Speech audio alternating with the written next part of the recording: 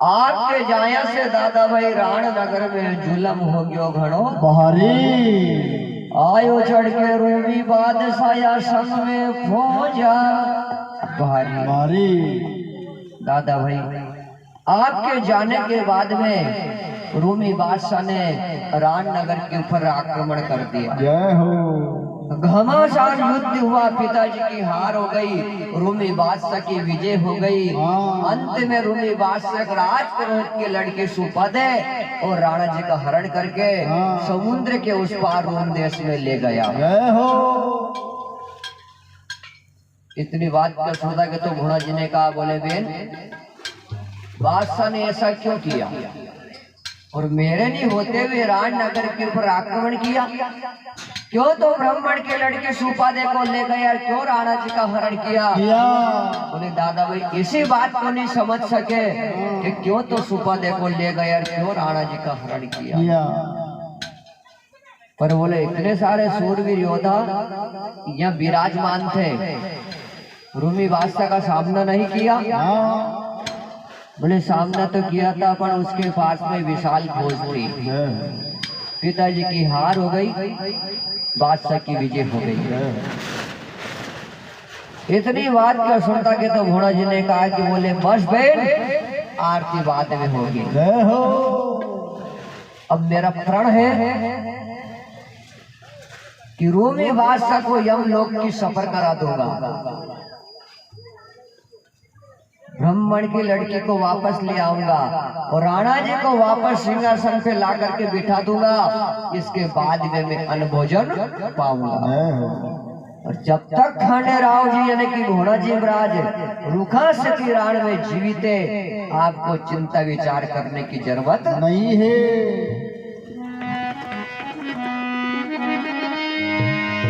पधारो रे बेनिया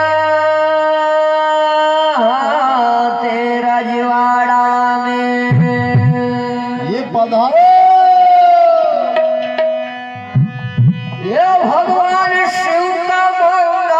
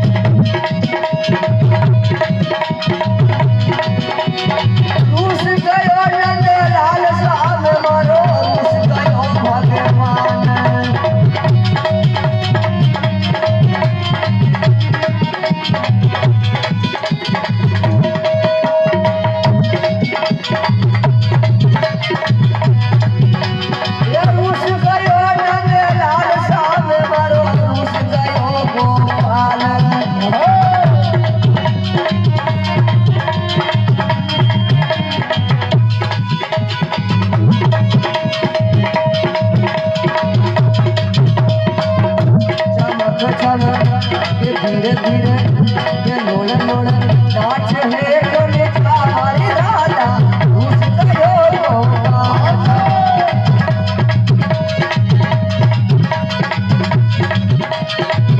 ये चमक चमक धीरे धीरे होले होले नाच है गणिका हमारी राधा उसका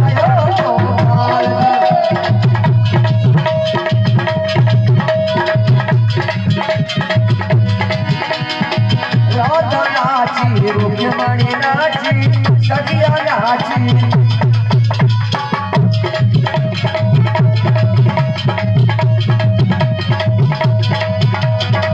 राधा नाची रुक्मणी नाची सखिया नाची सारी ओ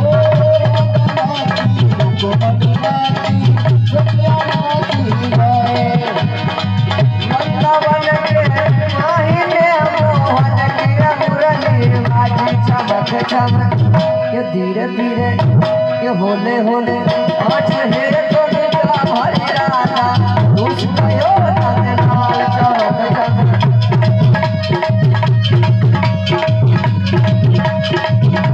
चमक चमक ये धीरे धीरे ये होले होले नाच है गणिका हमारी राधा उसका यो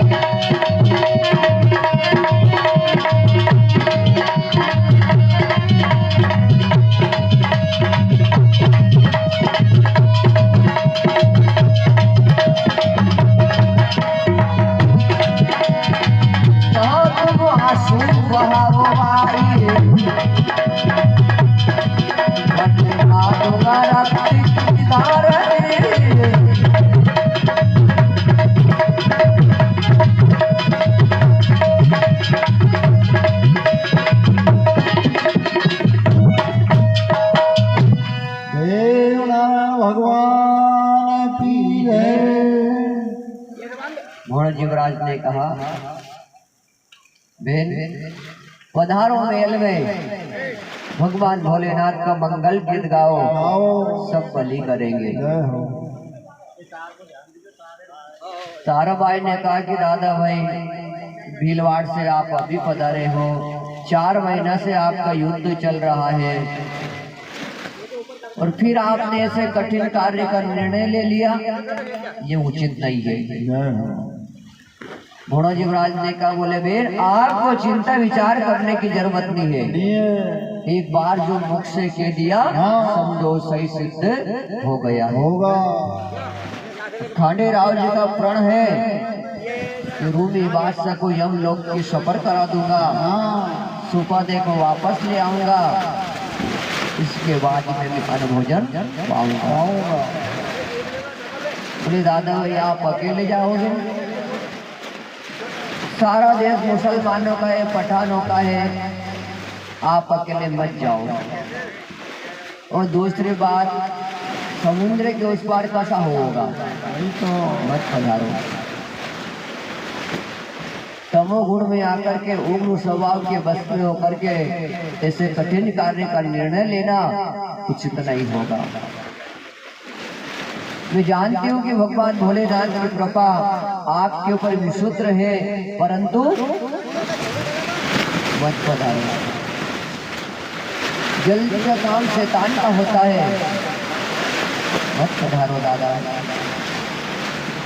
घोड़ा युवराज ने कहा बेट आपको चिंता विचार करने की जरूरत नहीं है जहाँ तुम आंसू बहाओगी वटे में बहादूंगा रक्त की धार और राखी राज पधारो मेल में बेनिया करो शिव का मंगल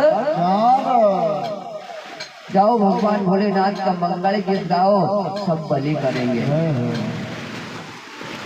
ताराबाई का मन में एक चिंता तो पहले से बड़ी हुई थी कि पिताजी का हरण हुआ अब दूसरी चिंता देखो दादाबाई घोड़ा जी की हो गई। कमर घोड़ा जी महाराज ने पिता महारावत की घोड़ी के भीड़ पागड़ा किया असर के टोकरा भर लिया और देखिए आज कमर घोड़ा जी महाराज यहाँ से रूम देश के लिए प्रस्थान कर रहे हैं।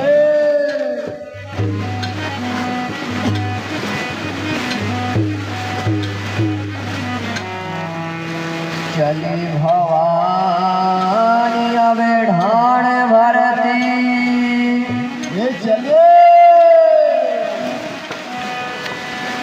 कर सूरज ने साथ सलाम सलाम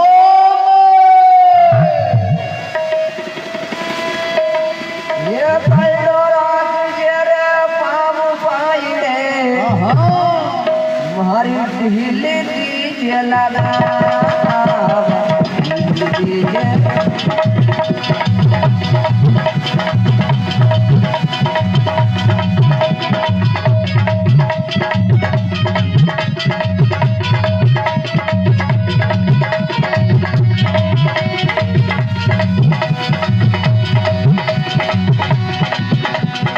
पवन वेग से अब चली भवानी भरे गजब की धन बिहारे घोड़ी भरे गजब की धन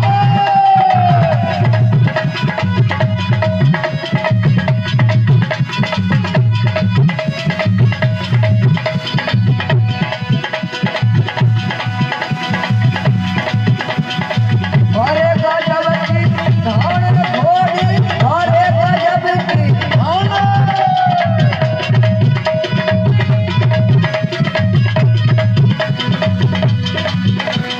तारा भाई की आंखों में से टप टप आंसू की धारें लग रही है दादा भाई। ध्यान रखना, सारा देश मुसलमानों का है, पठानों का है, आप अकेले हो और आपके बिना तो यह बेर सुनी हो जाएगी दादा भाई। मेरे लिए तो सगीर भाई कहो तो आप हो, मानी जाया कहो तो आप हो, राजीव भाई कहो तो आप हो। आपके बिना तो यह बेर सुनी हो जाएगी दादा भाई। वर्षा के ऊपर का पेड़ कब का पानी आ रही है भाई, ऊपर ऊपर न तो सारा भाई कह रही है दादा भाई। सुनली तो बाजरी मीरा,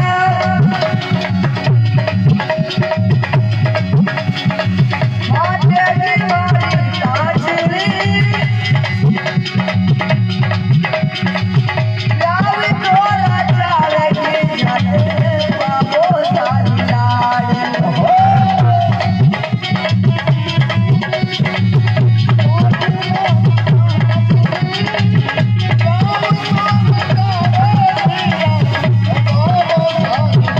दादा भाई आपके बिना तो यह जेल सूनी हो जाएगी। आपके बिना मेरा कोई नहीं है। मायरो गुरु भरे बढ़ के हाथ राखी बांधूंगी और पानी छूटेगा फिरा तड़े घूमी रे दिल्ली अरे भगन के फिरा ले की मेरे गली।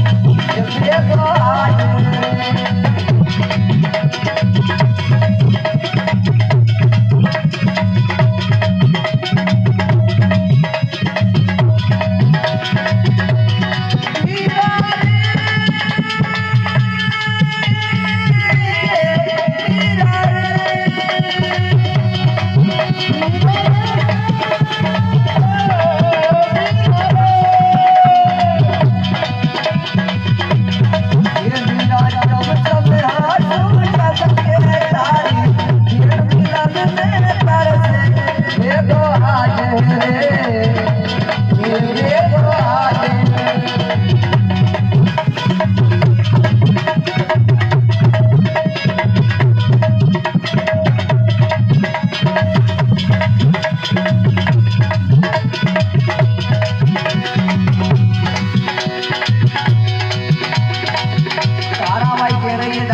बहुत जल्दी लौट आना, नहीं तो आपके बिना या बेल सुनी हो जाएगी। सावण महीने सुहावनी आवेगी पूनम की रात, और आप बिना या बिना राखी बांधेगी गढ़ के हाथ।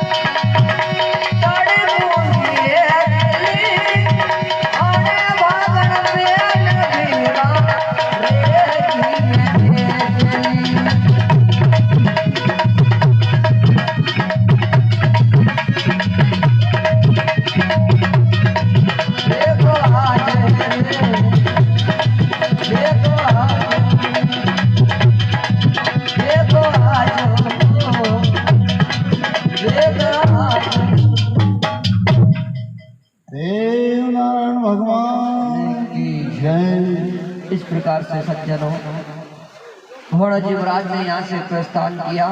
कहा बेन चिंता मत करो, मैं बहुत जल्दी लौट आऊंगा। मेरा आपसे प्रण है कि राणा जी को वापस रूम देश से लाकर के राजगादी पे बिठा दूंगा। रूम में बादशाह को यमलोक की सफर करा दूंगा। ब्राह्मण की लड़की को वापस ले आऊंगा। इसके बाद में अन्न भोजन पाऊंगा और इसके बाद में मेरी आरती होगी। दादा भाई मेरे लिए तो सगे भाई भी आप हो, माड़ी जया भी कहो तो आप हो, धर्म के कहो तो आप हो। देखना दादा भाई, आपके बिना बेन सूखी हो जाएगी। सावधानी से काम लेना है। देखिए बंदो, घोड़ा जी ने यहाँ से प्रस्थान किया। अंग में 500 शस्त्र बांध लिया, सर पे बजरंग की पाक सवारी। चलते चलते देखिए घोड़ा जीवराज समुद्र के किनारे पहुंच जावे। अब समुद्र के किनारे जाकर के तो थोड़ी बोर बचेरी रुक गई। घोड़ा जीवराज ने घोड़ी को बांध करके जहां तक अपनी दृष्टि डाली, वहां तक अपार जल भरा हुआ है। घोड़ा जी ने विचार किया कि यदि नाना मोटा कुआ खाई होती तो घोड़ी के हेड़ मार खुदा देता, पर समुद्र पार कैसा होगा। और मैंने तारा बेन से प्रतिज्ञा की है, यदि मेरा प्रण पूरा नहीं हुआ तो इस समुद्र में हाथ से हत्या कर लूंगा और वापस ताराबाई को जाकर के मुख नहीं दिखलाऊंगा। बैठ गए घोड़ा जीवराज समुद्र के किनारे आसन लगा करके, घोड़ी को बांधे और देखिए फिर से घोड़ा जीवराज नारायण का नाम तो सुमरण कर रहे। और कई देवनाथ भगवान दादा भाई घोड़ा जी की करुणा सुन के उन्हें समुद्र पार करा देंगे।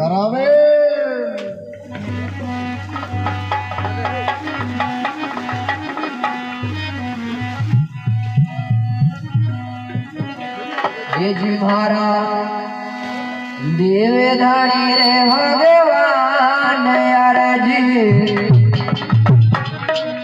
ये घोड़ा जी की सुन मारा।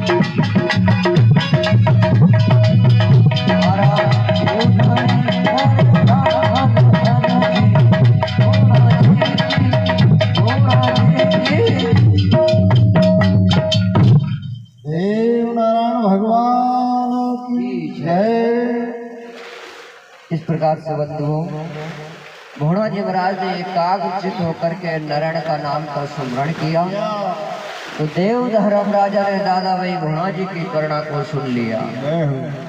मारे हुंकार नारायण जट फिर से ही काला गोरा भेरू जी आ गए। आया काला गोरा भेरू जी से कहा कि जाओ दादा भाई भोणा जी समुद्र के किनारे बैठे हुए मुझे याद कर रहे हैं, जय हो। जाओ तुरंत समुद्र के किनारे पहुंच जाओ और दादा भाई भोणा जी को और गोड़ी भोर बचेरी को उठा करके आकाश मार्ग से उड़ा करके समुद्र के उस पार ले जा करके खड़ा कर देना। जय हो। और तुम्हें इतना ही काम करना है, आगे की उलझन वो स्वयं सुलझता रहेगा। और अंतरिक्ष रूप से उनका इंतजार करना, आती बराबर फिर आकाश मार्ग से उड़ा करके और रान नगर के इस पार ला करके उतार देना। जय हो। बस तुम्हें इतना ही काम करना है। काला गोरा भेरू जी भोणा जी के पास में पहुंचे। भोणा जी महाराज को घोड़ी भोर बचरी को उठा करके आकाश मार्ग से उड़ा करके और रूम देश के यहाँ जाकर के उतार दिया। काला गोरा का अंतर ध्यान हो गए। देखिए भोणा जी महाराज जब अंदर जाने लगे तो बादशाह का दरमियान खड़ा था। जय हो। भोणा जी को अंदर जाने से रोकने लगा। भोणा जी महाराज को क्रोध आ गया। लगाओ दका किला कोट के बाहर गौर ने बादशाह का दरमियान को दिया मार। पहुंचे कचहरी में तो अंदर लगा था बादशाह का दरमियान। काल बढ़ के पहुंचा भोणा जी महारावत का।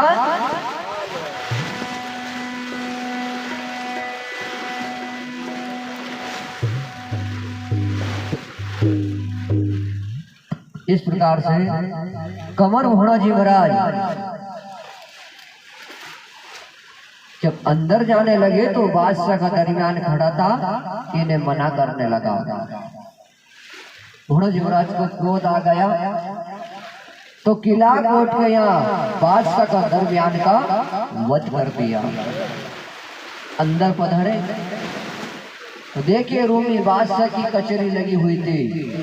बड़े बड़े मुसलमान लोग, पठान लोग सभी कचहरी में बैठे हुए थे। अब जैसे भोणा जी रूमी बादशाह की कचहरी में पहुंचे तो बादशाह भोणा जी महाराज को देख करके घबरा गया। पीपल के पान जैसे थर थर गूंजने लग गया, क्योंकि रूमी बादशाह भली प्रकार से जानता था कि कमर भोणा जी कौन और क्या है। ये अपन ने युद्ध किया तो अपनी विजय तो असंभव।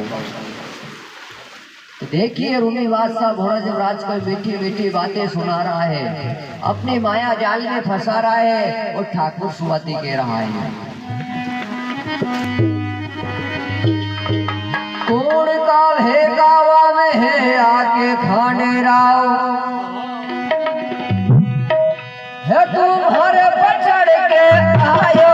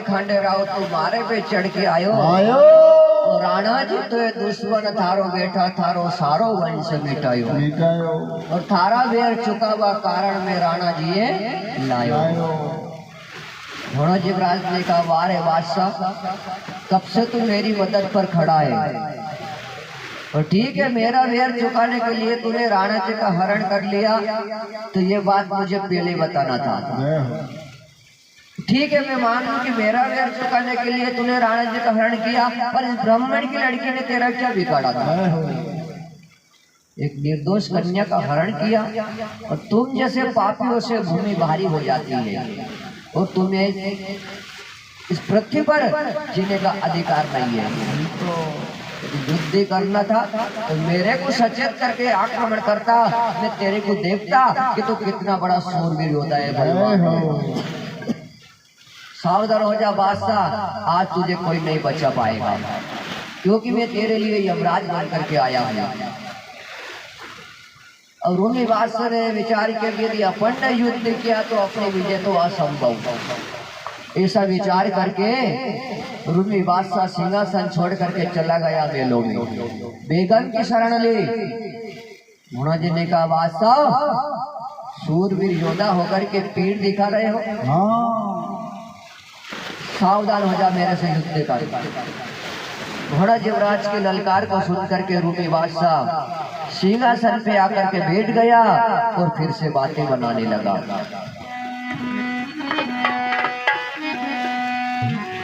बारी घोड़ी के आवे हेड़ होना जी ने तो भवानी चढ़ी सिंहासन पे है जाई जी। बारी घोड़ी के हेड़ होना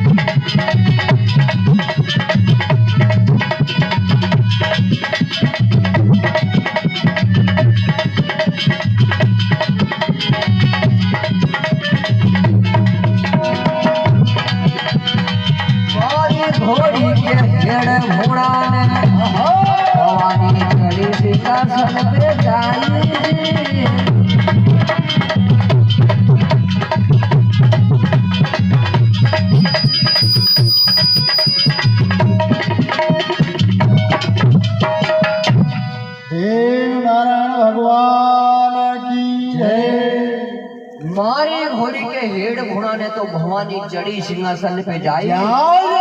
सवामण की सांग पाए तो रूमी बादशाह नीचे दियो गिराई इतने में राज पुरोहित के लड़के सुपदे पड़ी शरण में आए।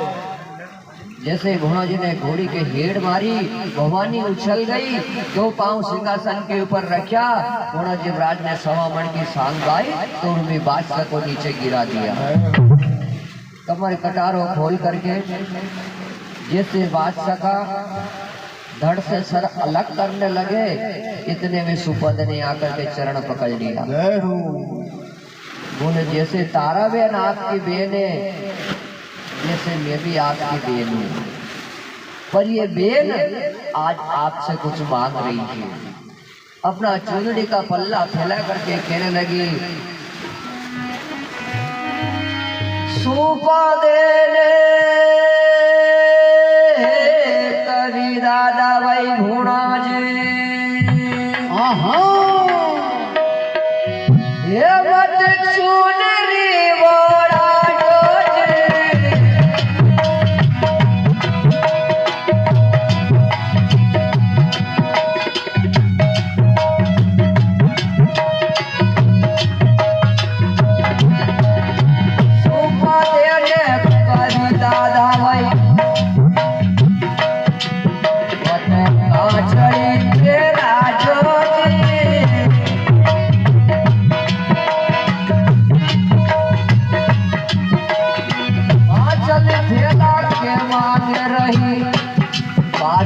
जीवन दान दे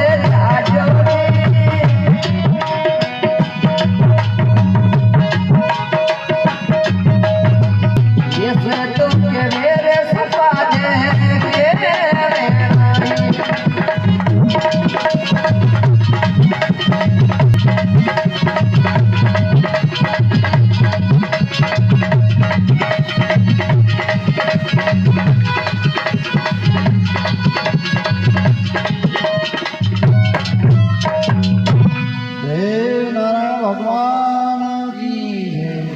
सुपद ने कभी लंबी चूंदड़ी कांदड़ी मत पहरा जो मत ओढ़ा जो, बाकी आज अड़ी बात से जीवन दान दे जाए।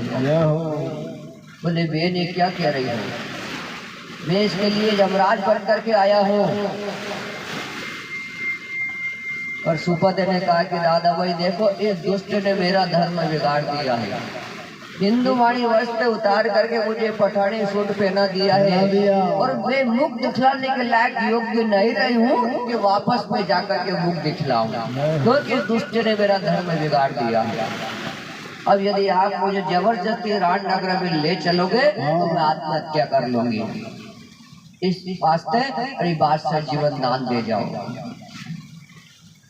घोड़ा युवराज रुक गए, विचार कर रहे हैं कि यदि मैं इसे जबरदस्ती वहाँ ले चलूं और वहाँ यदि इसने हत्या कर ली तो हमारे धर्म गादी में बटको लागे, और यदि बादशाह का प्राण लूं तो कन्या जीवन पर मुसीबतों का सामना करेगी।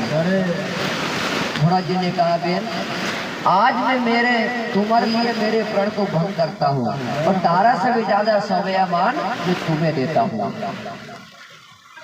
आज मैं तुम्हारे लिए बादशाह को जीवन दान दे रहा हूँ। ये तो मैं प्रण करके आया था, इसको जिंदा नहीं छोड़ता। और सज्जनों, जहाँ कहीं भी विशुद्ध प्रेम होता है तो परमात्मा अपना नियम को थोड़ा सा भंग कर देते हैं। प्रबल प्रेम के पाले पड़कर अपना नियम बदलते देखा, अपना मान टले चले जाए पर भक्त का मान कभी टलते नहीं देखा। बादशाह को जीवन दान दिया। अब देखिए, तारा से भी ज्यादा समय मान दिया सुपा। देखो, घोड़ा जीवराज ने राणा जी को लेकर के यहाँ से प्रस्थान किया। काला गोरा भेरू जिनका इंतजार कर रहे थे, समुद्र के निकट आने पर काला गोरा भेरू जी ने घोड़ा जीवराज को, राणा जी को, घोड़ी को उठा करके और रामनगर के इस पार ला करके खड़ा कर दिया। अब राणा जी, घोड़ा जीवराज जनन बाग में पहुंचे, ताराबाई को समाचार दिया कि ताराबाई सकुशल आरती करे, मैं रूम देश को विजय करके आया हूँ। समाचार सुनते बराबर ताराबाई मन में प्रसन्न हुई। ढोल नगड़े के साथ में गीता का रोड़कार करते हुए आज महाराज महाराज की आरती करने के लिए जनन बाग में आ रही है। आवे ढोल नगड़ा बाजरिया हो गया, गीता का रोड़कार 16 श्रृंगार से सुशोभित होकर के आरती की, आशीर्वाद दिया। बोले दादा भाई आपने रूप देश को और भीलवाड़ को जीत करके मेरी आत्मा को आनंदित किया है। जय हो धन्य धन्य थारी सूरवीरता, तूने आछो रुआब दिखायो ने।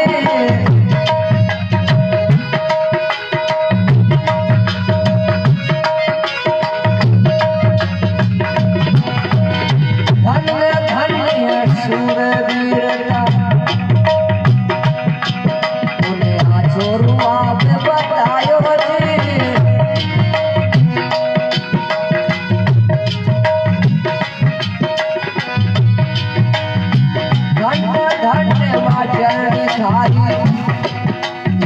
आछो दूध पिलायो रे,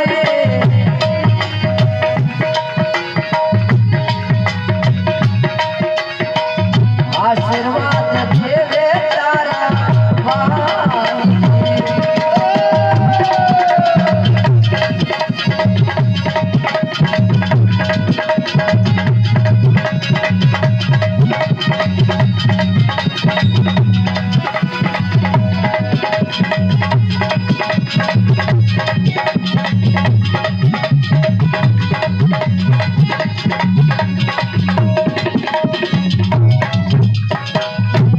देव नारायण भगवान की जय। धन्य धन्य तारे सूरवीरता दादा भाई, तूने आछो रुबाब दिखायो दिखायो। और रोम देश ने विजय कर तू राणा जी लायो। लायो धन्य थारी जंडी थारी जो आछो सूरवीरता को दूध पिलायो। लायो धन्य दादा भाई आपकी शुद्ध शक्ति को। भगवान भोलेनाथ की कृपा हमेशा आपके ऊपर बनी रहे। तारा ने आशीर्वाद दिया, आरती की। इसके बाद में तारा भोला जी महाराज को राणा जी को लेकर के कचेरी में पहुंच गई। अब देखिए भोला जी महाराज ने राणा जी को ऊंचे सिंहासन के ऊपर विराजमान कर दिया। कर दिया आज कमर भोला जी महाराज की रूपा से थी राण में वावा हो रही है साहब। होवे राणा जी ऊंचे सिंहासन के ऊपर विराज रहे हैं। राणा जी ने अपनी भुजा उठा करके कहा कि सारे सभासद ध्यान पूर्वक सुने, आज से मैं कंवर खांडे राव जी को रूखा से थी राण का सेनापति बना दूं। जहाँ तक राज कार्य है सारी सप्ताह आज से भोला जी महाराज की आज्ञा के अनुसार चलेगी। जय हो देखिए भोला जी महाराज को अपना बराबरी पे युवराज सिंहासन लगा हुआ उस सिंहासन के ऊपर विराजमान कर दिया। अब कचेरी में हास्य रस बरस रहा है। आज भोला जी महाराज की वाह कर रहे हैं और राणा जी ऊंचे सिंहासन के ऊपर विराज रहे हैं। राणा जी के कहने के अनुसार भोला जी को रूकर सती राण का सेनापति बना दिया। जय हो देखिए इधर का राजकार्य तो सारा भोला जी महाराज के सत्ता से चल रहा है और इधर घोट नगर में सत्य धर्म का न्याय हो रहा है। देवनारायण भगवान धर्म गादी के ऊपर विराजमान है। परमात्मा की सभा में अंधे को आग, कोरियन को काया, निर्धन को माया और कई बांजा के घर नरेन ने पालना बंदवा दिया। धर्म सभा लगी नारायण की, गोठ में हो रिया धर्म का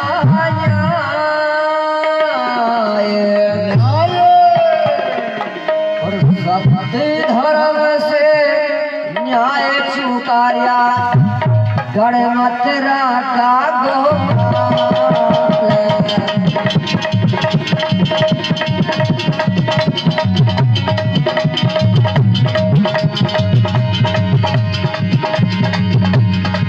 हरि कचेरी अबे नारायण की गोरिया धर्म कन्या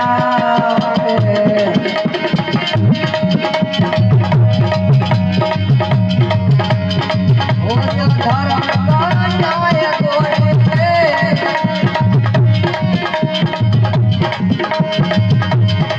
और सज्जन कथा का